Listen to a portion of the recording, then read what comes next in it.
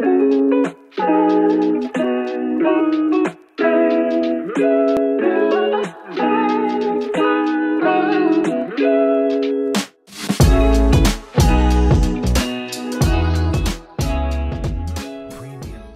en sommes ici à Lyon. Corinne, au moment où vous allez reprendre de votre côté, voici la question que je vous pose. Dans le monde physique, on vient de voir, et dans le monde virtuel, lorsqu'on construit par exemple un logiciel, y a-t-il là des dangers pour que la mixité ne s'exprime pas, pour que les biais de nos robots nous ressemblent étrangement? Je vous remercie, cher Thierry, pour cet éclairage et surtout les mots justes de vos invités. Avant de poursuivre notre analyse dans le monde virtuel, partageons quelques mots avec notre hôte qui nous accueille ce soir à Paris, Monsieur Franck Philippe Georgin, secrétaire général du groupe Casino. Merci infiniment. Écoutez, je serai très long pour vous dire que nous sommes extrêmement honorés de vous accueillir ici au groupe Casino, de pouvoir participer modestement aux efforts au travers de la Fabrique, association qui est sponsor, qui nous aiguillonne dans nos activités et nos politiques en matière de diversité et d'égalité des chances. Et je voulais juste utiliser un événement qui s'est déroulé hier. Votre directrice générale exécutive de Franprix, Cécile Guillou, a reçu le prix de la femme d'influence économique. Et ça a été une fierté collective, une fierté du groupe, une fierté de Franprix, mais aussi du management. La détecter, fait grandir, donner des responsabilités, et donc qui au fond est un porte-parole, un étendard de toutes les femmes du groupe Casino pour accéder aux plus grandes responsabilités. Voilà ce que je voulais vous dire. Encore une fois, merci de votre écoute, et puis je laisse ces travaux sur l'algorithme. En tout cas, merci encore une nouvelle fois. Merci aux organisateurs, aux organisatrices de cette soirée. Merci infiniment pour ces mots. Merci infiniment. Alors effectivement, poursuivons notre analyse de la gouvernance inclusive appliquée aux algorithmes. Et pour ceci, l'âme s'est penchée sur cette séquence, sur cette table ronde, et a fait appel à une spécialiste remarquable, Anne Biulac, qui va modérer cette séquence. Elle a accepté de venir le faire, exactement. Difficile de présenter Anne, son parcours est juste exceptionnel. C'est une spécialiste de ce domaine. La transformation digitale, la data, l'impact de l'IA sur les organisations dans les entreprises. Un parcours fabuleux d'experts en stratégie dans une maison de conseil, mais aussi au sein d'une start-up spécialisée en IA, extrêmement impliquée sur nos sujets d'égalité entre les femmes et les hommes, avec un parcours actif au sein de réseaux, d'associations, je dirais depuis 20 ans, 25 ans. Ça doit être à peu près ça. Je vous remercie en tout cas d'avoir accepté de modérer cette table ronde que je vous laisse présenter et partager avec vos invités. Merci Anne. Merci pour vous m'entendez bien? Ouais, c'est bon, ça marche. Bon, je suis vraiment ravie de lancer cette table ronde sur un sujet vraiment très important parce qu'on le sait, en effet, l'IA devient une réalité un peu partout et j'ai le plaisir d'accueillir 3 intervenants aussi remarquables et je vais essayer de le faire aussi remarquable que ce que j'ai reçu comme portrait pour dresser, pour essayer de comprendre justement qu'est-ce que l'intelligence artificielle va changer finalement dans ces processus de décision au sein de l'entreprise. Donc j'ai le plaisir d'accueillir, alors je vais commencer puisqu'on a un homme, on n'est pas en mixité et en égalité sur cette table ronde, mais je pense que pour un sujet tel que celui-là où justement on voit que souvent la tech est pas très prise par les femmes, c'était important de venir en nombre. Voilà, donc Frédéric, désolé. Donc j'ai le plaisir en effet d'accueillir Frédéric Jiménez, donc qui est le CDO et le responsable de la Digital Factory de Total Energy, le nouveau nom de Total. Et cette Digital Factory a vocation à créer, à regrouper en fait des talents très très différents pour créer des solutions digitales au service de l'ensemble du groupe et aussi accélérer cette transformation digitale. J'ai le plaisir aussi d'accueillir donc Alexandra Ruez, qui est executive partner et membre du COMEX d'IBM France et qui dirige les équipes business transformation donc chez IBM et qui a eu la charge de développer pas mal de projets, de les amener ce qu'on appelle à l'échelle dans des projets technologiques. Vous appelez les cognitive factories, qui sont donc véritablement comment on utilise la technologie pour transformer les entreprises. Et last but not least, et puis aussi, je veux rajouter que, en effet, Alexandra, vous êtes une fervente aussi supportrice de l'égalité au sein d'IBM, et on pourra en parler puisque c'est un sujet qui vous tient à cœur, ces éléments-là. Et donc Delphine, voilà, donc CEO de The Bureau, JFD, et puis aussi depuis 2019 présidente, c'est ça, du Global Entrepreneur Network pour la France. Donc vous aviez commencé, ou on se tutoie, donc je vais continuer, on va faire.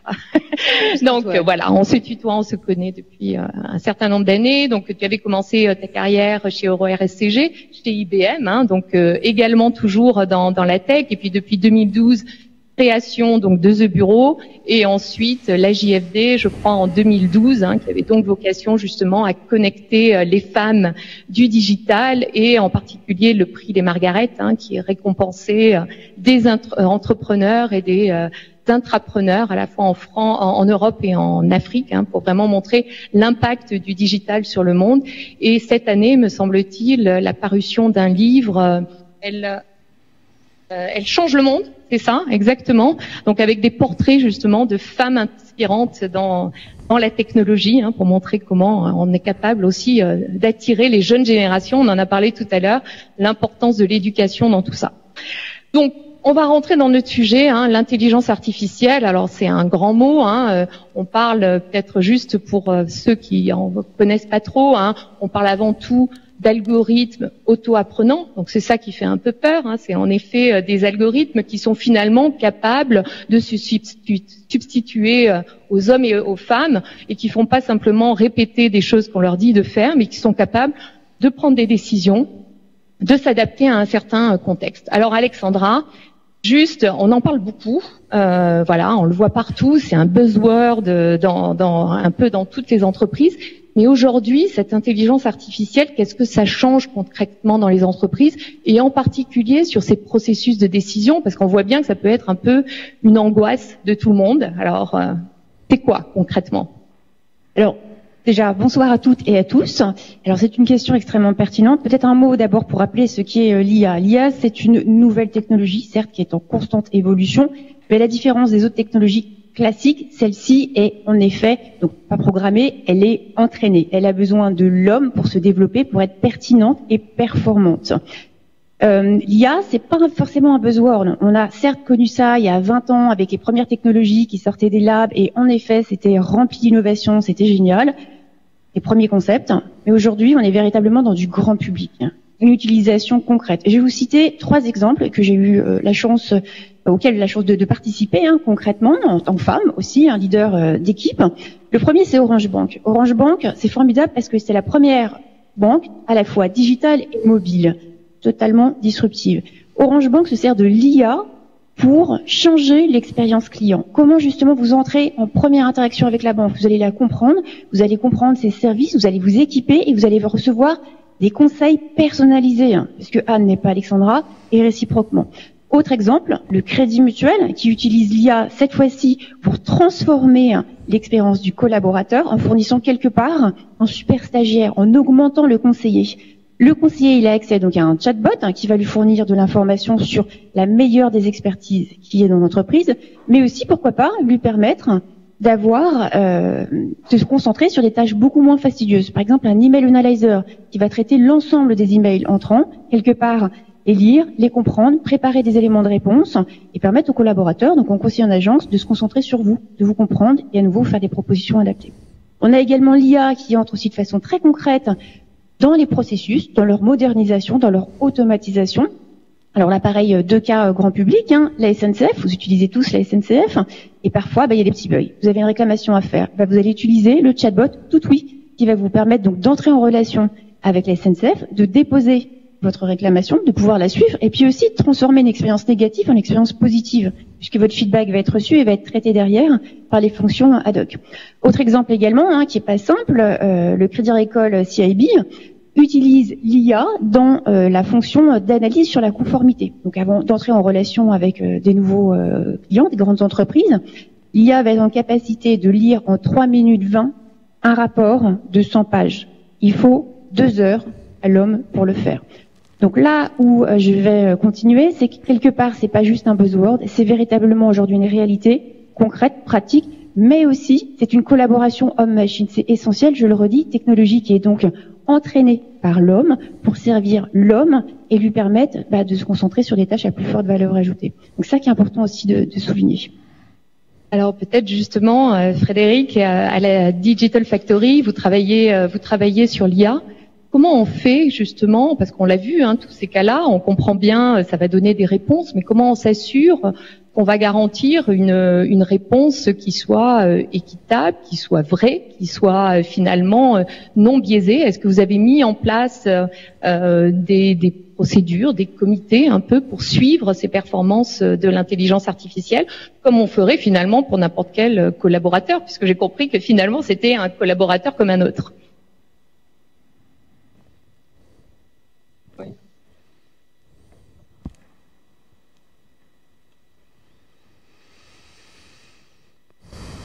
Allô, allô. Si c'est bon. Pardon.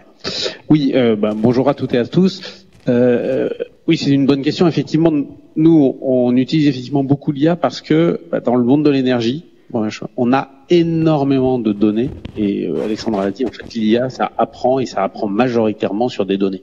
Donc, on en a beaucoup qui viennent de partout, de nos installations industrielles, de nos clients, de nos nouveaux métiers, de fermes solaires, éoliennes, etc. Donc on a des quantités énormes de données et donc on a un terrain de jeu magnifique pour l'intelligence artificielle.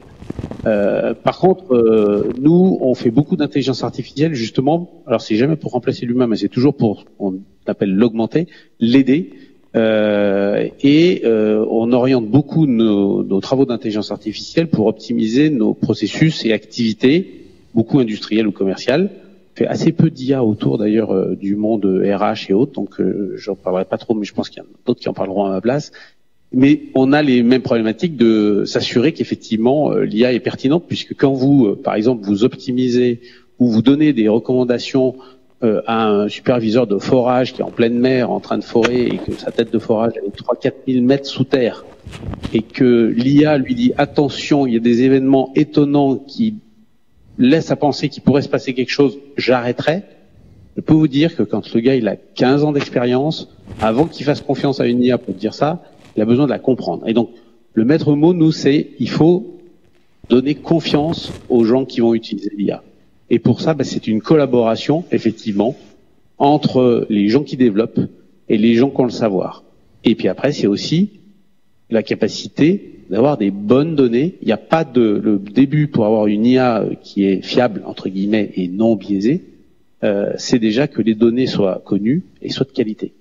Je vais donner un exemple justement récent qui nous a mis quelques IA en difficulté, justement par les changements d'environnement qui n'étaient pas pris en compte dans les données. On a fait récemment un système qui donnait des recommandations aux vendeurs qui vendent des lubrifiants industriels. Donc c'est soit sur les prix, soit sur les typologies de produits qu'ils pouvaient vendre. Se basait sur les historiques de tout ce qu'on avait vendu depuis 7-8 ans dans le monde entier sur des lubrifiants industriels, sur tout type de machines, tout type d'engins. Super succès. Covid arrive. Prix des matières premières augmente. Comportement des industriels change. L'IA n'a jamais appris le Covid, n'a jamais appris cet environnement. Elle commence à dire beaucoup de bêtises. Et donc, effectivement, l'IA, pour qu'on ait confiance en elle, il lui faut des données fiables. Et quand les environnements changent, il faut qu'elle réapprenne, qu'on la réentraîne. Et donc là, on porte beaucoup d'attention, par exemple, sur le fait qu'on sait que toutes les IA qui ont été entraînées, qui vont avoir à gérer un environnement qui a beaucoup changé dans le monde du Covid, vont peut-être perdre de la pertinence et qu'il va falloir les réentraîner à intégrer ce changement qui a été le Covid dans nos opérations. Donc, beaucoup d'interactions avec l'humain pour avoir sa confiance et des données de qualité. Alors Delphine, justement, on en arrive.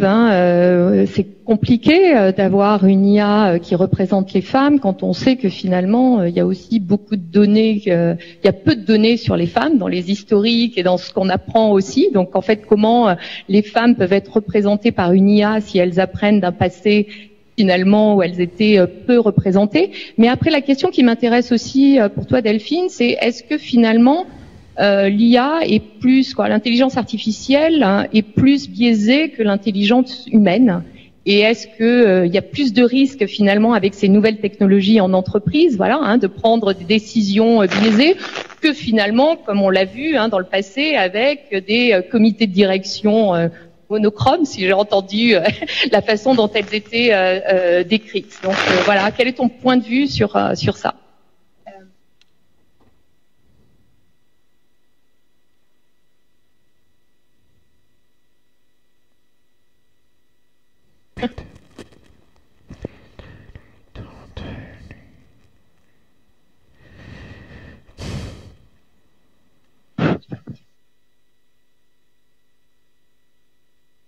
Merci pour l'invitation. Bonsoir à toutes et tous.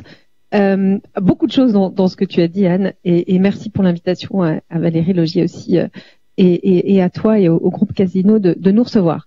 D'abord, juste pour revenir sur les femmes et l'intelligence artificielle, juste premier constat, le code est un langage et il se trouve que c'est une femme qui l'a créé, elle s'appelait Ada Lovelace, c'est elle qui a créé le premier algorithme. Donc rendons à Ada ce qui appartient à Ada avant de démarrer. Ensuite, les biais sont... Ensuite, l'intelligence artificielle ne crée pas, mais apprend de l'homme, comme a dit Alexandra, et on espère apprendre des femmes aussi, de l'homme avec un grand H, mais aussi des femmes. Les biais, donc dont on parle et de ce dont la question que tu poses, qui est ultra importante, les biais en fait sont des biais qui existent en dehors de l'intelligence artificielle et des algorithmes en fait. Les biais sont des raccourcis du cerveau que personne ne peut empêcher. Seule en fait la connaissance et la curiosité et d'apprendre qui fait que finalement un biais peut finalement s'arrêter. Mais en tout cas, ces biais, ils sont reproduits dans l'intelligence artificielle, puisque l'intelligence artificielle n'est pas seule, n'existe pas seule, sans quelqu'un qui est aux manettes. D'où l'importance d'avoir aussi des femmes aux manettes de ces intelligences artificielles, parce que on parlait du XXe siècle et du XXIe siècle et de toutes ces entreprises qui aujourd'hui s'écrivent dans l'inégalité la plus totale si elles sont dirigées par des intelligences artificielles qui ne sont pensées que par des hommes avec des biais cognitifs qui sont des biais naturels dans lesquels on ne peut pas lutter. Les discriminations sont différentes. Et donc quand elles rentrent dans les algorithmes, alors les résultats sont assez dévastateurs. Et donc les programmeurs vont et les programmatrices vont réfléchir à l'autre partie qui est aussi les données, l'information qui leur est donnée. Et si ces informations, comme vous disiez tout à l'heure, Frédéric, ne sont pas justes, alors on va partir dans des choses qui ne sont pas réelles. Et donc, pour vous donner un exemple, c'est l'exemple d'un grand groupe de cosmétiques en France qui avait une problématique. Et pour vous dire aussi comment l'intelligence artificielle peut être vue aussi de façon positive et que c'est un allié aussi pour prendre les bonnes décisions. Ce grand groupe cosmétique avait remarqué qu'ils employaient principalement des femmes blondes aux yeux bleus âgées de 30 ans. Et donc ils se disaient mais enfin c'est pas possible. En fait là on est en train de complètement biaiser l'entreprise à l'inverse et il faut absolument qu'on rentre la diversité, la mixité. Et donc ils ont rentré l'intelligence artificielle dans leur service de recrutement pour pallier à ça et pour ramener finalement des décisions qui étaient biaisées de façon naturelle et qu'on ne pouvait pas empêcher, et utiliser l'intelligence à l'inverse pour réparer finalement ces biais humains. Alors là, ça m'amène peut-être à une question pour vous, Frédéric. On a sans doute besoin d'autres profils que purement techniques finalement pour cette intelligence artificielle, pour reconstituer finalement, entraîner. C'est pas qu'une question de code de ce qu'on entend. Non, c'est pas qu'une question de code, mais en même temps, il y a aussi dans ceux qui codent, il est important d'avoir la bonne diversité. Nous aujourd'hui, alors évidemment, l'intelligence artificielle, c'est des données, c'est de la connaissance business, puis c'est beaucoup de maths quand même, et puis c'est beaucoup d'informatique. Donc il y a quand même pas mal de techniques, hein, on peut pas non plus l'effacer. Et c'est la combinaison des deux qui fonctionne bien. Et c'est un collectif qui doit fonctionner. Et dans ce collectif, il y a quand même des techs. Aujourd'hui, par exemple, nous dans la Digital Factory de Total Energy, on a environ 30 data scientists. Et je suis assez content de dire qu'on a 50% de femmes, qui est déjà un premier pas pour débiaiser les manières de programmer. Mais aussi on a beaucoup de nationalités différentes, et puis on a des provenances académiques très différentes, entre des gens qui viennent de la recherche, des gens qui viennent du monde du business, qui se sont formés à la data, etc. Et cette richesse-là, déjà, elle évite d'avoir des algorithmes qui sont tous un petit peu formatés de la même manière, puisque ces gens-là travaillent énormément ensemble, et leurs expériences multiples font qu'ils vont évidemment eux-mêmes on va dire, s'ouvrir. Après, c'est un travail qui se fait beaucoup avec le business, puisque aujourd'hui, chez nous, par exemple, un data scientist, il travaille pas tout seul dans un bureau avec une grosse base de données en essayant de trouver un truc que la base de données va lui permettre de détecter. Ça marche pas comme ça. Il travaille avec des gens du business. Et j'ai un exemple excellent, c'est que on a recruté un jeune qui venait d'un très bon institut de recherche, l'INRIA, pour des très très bons data scientists. Et il n'avait jamais entendu parler du monde pétrolier. Et donc on l'a mis sur une problématique complexe qui est l'optimisation des vols d'hélicoptères pour pouvoir atteindre les plateformes offshore. Parce que moins on fait voler un hélicoptère, évidemment moins ça coûte cher, moins ça émet de CO2, parce qu'un hélicoptère ça consomme beaucoup et ça émet beaucoup de CO2. Et puis moins il se pose et il décolle, plus on limite les accidents. Donc, les risques d'accident. Donc évidemment on est très intéressé là-dessus et beaucoup de gens s'étaient cassés les dents. Et en fait, son boulot, lui, ça a été pendant 3 semaines, il a fait 15 ateliers de plusieurs heures avec des opérationnels au Nigeria qui optimisaient à la main les vols d'hélicoptères. Et il a en permanence, et donc c'est une vraie question d'écoute et de curiosité, il a en permanence essayé de comprendre comment ils pensaient, quelles données ils avaient, etc. Et il a fait progresser son modèle, il a fait apprendre son intelligence artificielle avec des données, mais aussi avec les réflexes les règles que lui donnaient ces gens-là, et il leur soumettait les résultats et il disait non, c'est pas du tout comme ça qu'on fait, mais pourtant c'est comme ça que le modèle fonctionne. Il disait j'ai oublié de vous dire, dans telles conditions-là, on n'a pas le droit de voler. Ok. Et donc en fait c'est ces interactions qui permettent de rendre une intelligence artificielle plus fiable, et donc c'est un couple évidemment data scientists curieux, ouverts, et des gens du business, et c'est cette interaction, c'est cette capacité à être en mode test and learn, c'est-à-dire j'accepte qu'au début le modèle soit assez peu fiable, pas très bon, mais qu'au fur et à mesure de ces interactions, il progresse, et puis il va progresser de plus en plus vite, et puis il va générer, c'est aussi dans ce moment-là qu'on génère une certaine confiance et une appropriation. Et on était super contents, c'est qu'au bout de quelques semaines, en fait, on avait réduit sur les bases historiques de 15% les temps de vol d'hélicoptère. Donc ça marche. Donc finalement, c'est un nouveau point de vue que ça ouvre dans les entreprises. Donc on a parlé, peut-être Alexandra, on a vu l'exemple de comment ça pouvait aider au recrutement, donc à débiaiser, alors là qui était peut-être trop féminin, peut-être à aller recruter des hommes pour cette société. On avait vu l'exemple en effet aussi des crédits qui n'étaient pas accordés aux femmes parce qu'on se basait sur des données passées où c'était souvent des femmes soit divorcées, soit dans des situations compliquées qui demandaient des emprunts, et donc ça se faisait pas. Mais donc l'IA, elle peut servir à quelle bonne décision dans l'entreprise et quelle aide ça peut être. On l'entend finalement, il y a l'homme, il y a la femme, il y a sans doute peut-être demain une IA dans ces comités de direction, etc.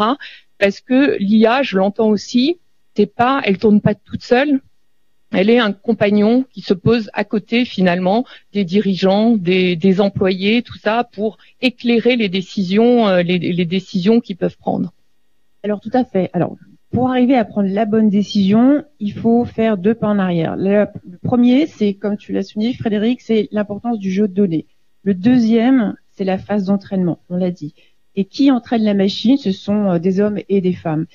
Et là, nous, on commence très tôt. pour aller chercher ces hommes et ces femmes. On va dans les lycées, donc on a un programme qui s'appelle PITEC, où on va expliquer les nouvelles technologies, on va inciter les jeunes, dont les jeunes femmes, à embrasser des carrières technologiques, techniques, et à nous rejoindre derrière, et à travailler sur l'IA, et à être le reflet de la société, parce que ça, c'est véritablement, quelque part, la clé du succès. Il faut absolument que nos équipes soient mixtes, diverses et variées. C'est essentiel. On l'a dit, donc c'est en genre, mais également souligner l'importance des origines culturelles, des origines de la religion aussi, des différentes orientations, des clés. Autre bonne pratique, c'est de mettre en application ce que l'on dit. Donc, on est assez fiers chez IBM, au travers de notre présidente, Madame Béatrice Kosowski, d'avoir signé la charte Femmes et IA pour une IA inclusive. Donc, cette charte, elle ne nous appartient pas. Elle a été définie par le cercle Interrel, donc qui rassemble plusieurs grandes entreprises françaises et qui s'engagent justement pour travailler sur la place de la femme dans les nouvelles technologies, plus précisément sur l'IA. Alors, pour donner 2 exemples concrets et réussis autour de la prise de décision éclairée via l'IA, j'en donnerai 2. Vous avez dû entendre parler de Watson Oncology, donc c'est concrètement l'IA qui vient en assistance du médecin oncologue, à la fois dans le diagnostic de certains cancers, mais également le traitement associé. Et là, ce qui est puissant, c'est que l'IA est capable de comprendre qu'il va traiter donc une femme, pouvoir comprendre aussi du retour, ce que le médecin va orienter, que la femme n'a pas forcément envie de perdre ses cheveux et de faire des propositions adaptées en conséquence. Et le dernier exemple, nous-mêmes chez IBM, on utilise l'IA pour challenger nos décisions par rapport à l'évolution de nos collaborateurs. D'accord ? On prend pas que en considération la décision des managers, mais également challenger, promotion, augmentation, avancer dans les carrières. Et ça, je trouve que c'est aussi super. Donc c'est peut-être une bonne façon d'augmenter la mixité en entreprise. Et alors peut-être Delphine, pour conclure, comment on fait en sorte que les femmes ne soient pas simplement des utilisatrices ou qu'elles subissent l'IA, mais qu'elles deviennent des vraies productrices? Comment on pousse des nouvelles générations à s'emparer de ce sujet majeur? Alors, moi, j'œuvre sur ce sujet depuis 10 ans, après avoir appris chez IBM pendant 14 ans à travailler dans ce secteur qui m'a toujours fasciné, la technologie, qui permet en fait qu'une idée devienne une réalité. Et on parlait tout à l'heure d'égalité. Grâce aux nouvelles technologies, je pense et je suis persuadée, ma conviction, c'est notre plaidoyer à la JFD, que le digital peut accélérer l'égalité entre les femmes et les hommes. On voit aujourd'hui que toutes les femmes des grandes entreprises tech en France sont dirigées par des femmes.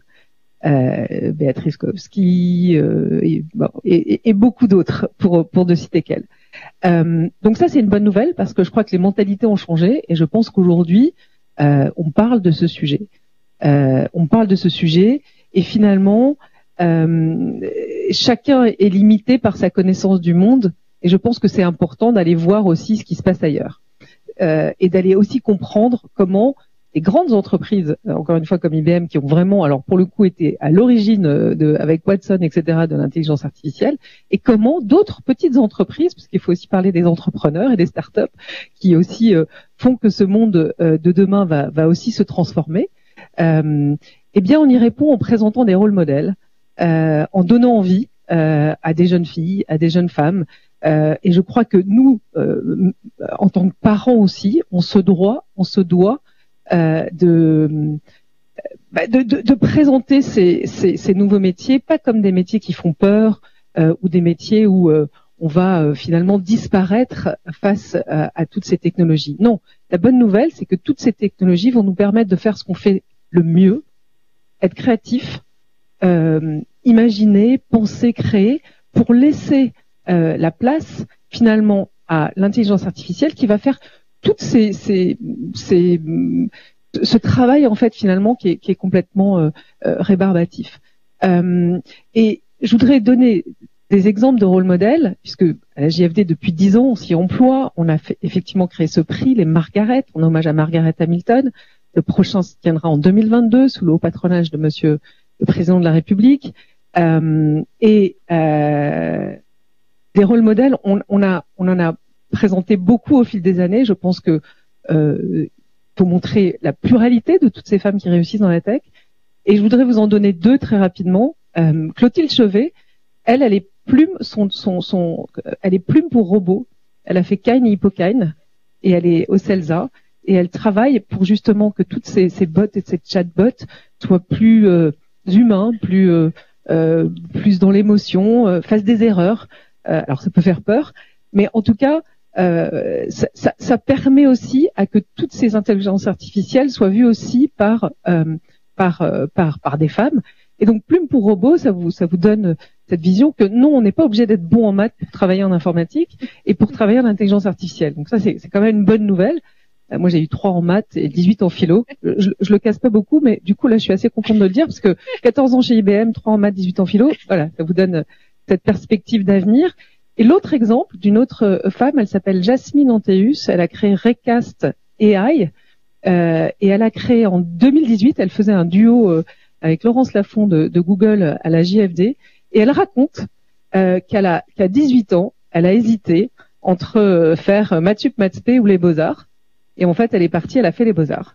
Et ensuite, elle est revenue, elle a travaillé à l'école 42, elle a créé son entreprise d'intelligence artificielle qui a été rachetée par SAP.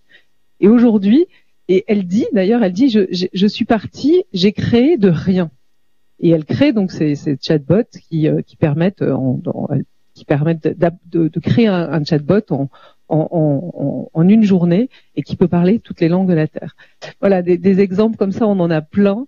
Et vraiment, je pense que c'est important de s'inspirer de ces autres femmes et d'entendre qu'il y a là aujourd'hui, c'est pas l'intelligence artificielle qui est une menace, c'est les biais, et qu'on se doit, nous les femmes, de s'inscrire dans ce nouveau monde qu'on veut meilleur grâce au digital et d'inciter nos filles aussi à y participer.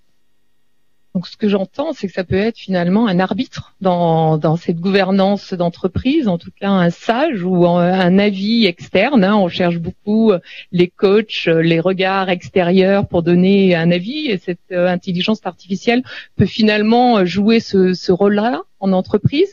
Mais Frédéric, est-ce qu'il n'y a pas un risque finalement à une surrationalisation? Parce qu'on le sait, les prises de décision en entreprise, par moment, elles sont pas prises simplement par la tête. On a parlé d'émotions, on a parlé d'un historique, d'un passé. Comment on fait pour garder du recul par rapport aux recommandations que peuvent nous donner l'intelligence artificielle, même si en effet, visiblement, ça peut être pour la paix des ménages ou des COMEX un bon outil. Oui, je pense, déjà, l'intelligence artificielle ne sait pas résoudre tous les problèmes. Sinon, ça se saurait. Il y a des tas de choses aujourd'hui qui ne se résolvent pas avec de l'intelligence artificielle. La science des données ne fait pas tout. Donc il reste encore une très grande place à l'intelligence humaine pour aller résoudre des situations beaucoup plus complexes. Deuxièmement, nous, en tout cas, l'IA chez nous, elle ne prend jamais la décision à la place des humains. Elle l'aide à prendre la meilleure décision. Donc l'objectif, c'est plutôt d'objectiver ces décisions, de lui donner les éléments et éventuellement effectivement d'aller traiter des tas de données qu'il aurait du mal à traiter lui-même ou qui lui prendrait beaucoup de temps pour qu'il puisse avoir tout ce qu'il lui faut pour prendre la bonne décision. Bon, puis après on a quand même des gens qui ont du recul et je peux vous dire que pour nous ce qui est plus difficile c'est plutôt d'être sûr que les gens vont vraiment essayer de regarder la recommandation plutôt qu'ils la suivent aveuglement. Donc la confiance, c'est long à se créer. Les gens ont encore aussi leurs expériences et ils comparent. C'est une question aussi de temps. Ils comparent pour vérifier finalement d'où ça vient. Et c'est après une vraie question. L'acceptabilité, elle vient aussi beaucoup avec l'explicabilité. Et c'est un très gros challenge. C'est qu'en fait, l'intelligence artificielle, on dit finalement c'est une boîte noire, on sait pas bien. C'est ça qui pourrait rendre l'intelligence artificielle un petit peu inquiétante. C'est pas une boîte noire, ça doit pas être une boîte noire. Et d'ailleurs, nous, on travaille beaucoup sur ça. On fait des standards qui permettent de dire comment un algorithme peut expliquer, entre guillemets, son raisonnement de manière simple pour qu'il soit compris par la personne qui doit suivre ses recommandations. Et on a même une chaire de recherche avec Thales et EDF sur l'explicabilité de l'intelligence artificielle pour être sûr qu'en demain, on permet de dire c'est pas des choses qui sortent de n'importe où. Et enfin, à nouveau, redonner confiance aux gens qui doivent prendre des décisions en s'appuyant sur l'IA, sinon il y a plutôt un risque de rejet qu'un risque de suivi, je dirais, complètement aveugle. Donc non, je pense que le point aujourd'hui, partout, nous, l'IA est tout le temps accompagné de l'humain, voire c'est vraiment plutôt un assistant, et ça remplace pas du tout le raisonnement et le bon sens des humains aujourd'hui. Mais on voit quand même que cette nouvelle technologie peut aider. J'ai discuté avec des dirigeants qui ont fait l'expérience d'avoir une IA qui enregistrait finalement les directions de COMEX, et grâce au langage naturel, etc., on s'est rendu compte, en effet, comment on se coupait la parole, comment finalement des thèmes étaient mis de côté comme ça et pas approfondis, alors que d'autres, les gens passaient beaucoup de temps, etc. Donc j'ai l'impression qu'en effet, on en a parlé beaucoup des biais, mais que l'IA peut être aujourd'hui un accélérateur justement d'une meilleure gouvernance, de plus de transparence, parce que peut-être en effet plus de rationalité. Et peut-être pour conclure, parce que je crois qu'on arrive à la fin de notre temps, un dernier conseil, une vue sur ce futur de l'IA. Alors peut-être on va passer dans cet ordre-là. Alexandra, juste un mot de conclusion. 3 mots. Allez. Pardon. Donc le premier, c'est collaboration homme-machine. Homme, on l'a bien compris avec un grand H, c'est essentiel, c'est pas l'un sans l'autre. Le deuxième mot, ça va être exemplarité, au sens à la fois diversité, mixité, mais également explicabilité. Tu l'as dit Frédéric, c'est essentiel, savoir les données qu'ils utilisent, pour quoi faire. Et enfin, le troisième mot, peut-être le plus important pour moi, de façon très personnelle, c'est la confiance. Certes, ces technologies sont nouvelles. Certes, elles évoluent très vite, pas trop vite. Mais voilà, le champ des possibles est formidable. Il y a de la place pour tout le monde. Soyons confiants, c'est là pour durer. Donc, ayons une démarche d'adoption. Frédéric. Pour moi, l'IA, c'est une opportunité. Ça ne doit pas être vu comme une menace, effectivement. Et pour ça, il faut être curieux. Il faut avoir envie de comprendre comment ça marche. Il ne faut pas repousser la technologie. Au contraire, il faut ouvrir un petit peu le capot. Il faut s'approprier les principes et les limites. Et à partir de là, on est beaucoup plus à l'aise pour pouvoir utiliser, se servir et profiter de l'IA. Alors moi je dirais, on peut pas atteindre une diversité parfaite, mais je crois qu'il faut avoir une diversité exemplaire. Et la bonne nouvelle pour les femmes, c'est que aujourd'hui c'est notre moment. Donc il faut être au rendez-vous. Il n'y en a pas beaucoup dans la vie, c'est maintenant. Et je crois que on le dit pas souvent, mais il fait bon vivre travailler dans la tech, je vous assure. On est bien payé, et ça doit pas être un tabou. C'est des projets qui sont absolument extraordinaires. Nous à la JFD depuis 10 ans, et on est accompagné par des entreprises formidables comme Total, et Total la Digital Factory qui est d'ailleurs qui est dirigée par une femme, il me semble. Non. Ah, c'est pas vrai. Ah bon. Elles sont mais j'ai des femmes très actives dans la Digital Factory sur la féminisation, et j'ai atteint 40% de femmes dans la Digital Factory. J'en suis très fier. Je suis très aidé là-dessus. Il faut qu'on petit déjeune alors, Frédéric. Très volontiers. Et voilà, et toutes ces entreprises qui portent aussi ces projets de transformation. Les entreprises recrutent aujourd'hui des nouveaux talents. Il faut apprendre à apprendre. Et il faut surtout ne pas avoir peur, mais au contraire prendre ces nouvelles technologies, ces arrivées de l'intelligence artificielle avec l'optimisme de la volonté. Eh ben merci à tous. Et donc on l'a compris, l'IA finalement l'allié de la mixité en entreprise. Merci.